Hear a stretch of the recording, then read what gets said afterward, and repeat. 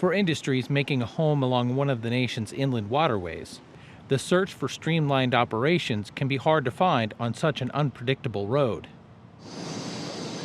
However, an idea putting two transportation technologies together is gathering some attention. A practice, dubbed container on barge, puts two transportation streams together in an effort to move goods more efficiently and cost effectively. Is container and barge in our future? It would definitely relieve some of the strain on our transportation system if those goods that come in from overseas could, come upriver to Kansas City, to Chicago, to St. Paul, to Pittsburgh. Trucking companies have moved goods from dock to warehouse, making sure to minimize costs by trying to never move an empty load. Getting commodities downriver by barge to southern ports for global export is a mainstay in the nation's business mix. However, for years, empty barges made a return trip high in the water. Starting in 2007, inland waterway organizations started experimenting with maximizing the cost of a return load by putting containers on barges traveling to ports upriver. So we have our goods coming in that way that are currently on road or rail. They come up the river, and then outbound we have grains, we have some of the exports. It would be a tremendous improvement, and in benefit to the, our economy and our environment, because we've taken, goods to the most economic, efficient mode of transportation. The Inland Ports, Rivers, and Terminals Association touts an environmental benefit to this new navigation technique.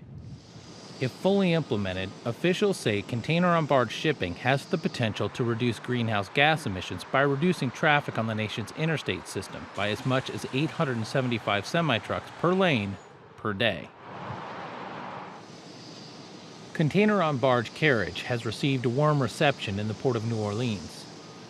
Grants, subsidies, and Department of Transportation funds have flowed into one of the busiest ports in the country to support startup operations for the young shipping method. The Port of New Orleans is doing well. We are an unusual port in that we're not married to one commodity or one type of shipping. So we have containers, we have break bulk, we have some bulk commodities as well. We're a multi-purpose landlord port, as we like to say. And for the last year or so, business has been picking up. We've seen increases in our container volumes. We've seen increases in our imported break bulk cargoes. So overall, it's pretty good. Both the ports of New Orleans and Greater Baton Rouge were deemed attractive testing grounds for the innovative shipping method due to the diverse list of commodities that move through each day. Officials at both ports think the new style of moving goods will be attractive to business owners searching for new ways to streamline the cost of doing business.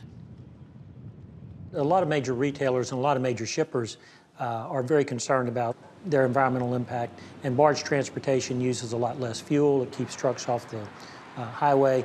There's no idling time, so to speak, so it's much more environmentally friendly and leaves a smaller carbon footprint. While moving more goods on the river and less over the road is attractive to some businesses, there are others who point out a less than predictable timetable as a major deterrent for container-on-barge shipping. A 15-tow barge navigating down the Mississippi River from the Midwest can expect the trip to last around 13 days. Once the goods are loaded onto ships, up to 30 additional days are added to the schedule for the goods to reach their global destination, bringing the travel time to over 40 days.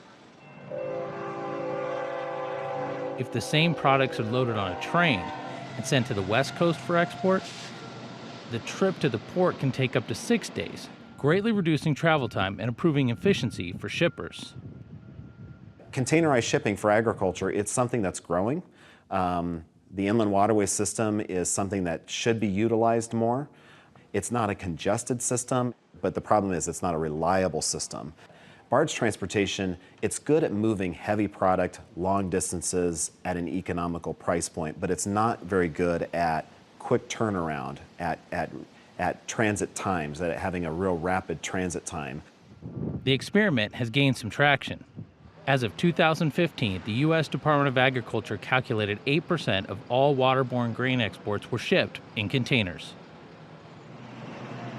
Another aspect holding back the practice from becoming more common is the drag put on shipping due to an aging infrastructure along the nation's inland waterways. For several years, environmental groups, the navigation industry, and agriculture advocacy groups have been raising red flags to Congress over the dilapidated state of the nation's lock and dam system. The unlikely bedfellows hope to get politicians inside the Beltway to shake loose appropriate funding before a catastrophic failure occurs with a devastating economic outcome. For agriculture and other stakeholder groups, we don't think it's an effective strategy to wait for a catastrophe and then pounce upon that to try to get something done. I think we can do a good job of portraying the importance of it, but then also conveying what the consequences would be if we still have this inaction from Washington, D.C.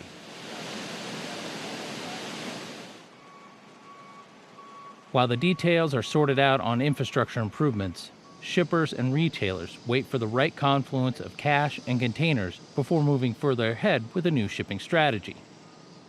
For Market to Market, I'm John Torpy.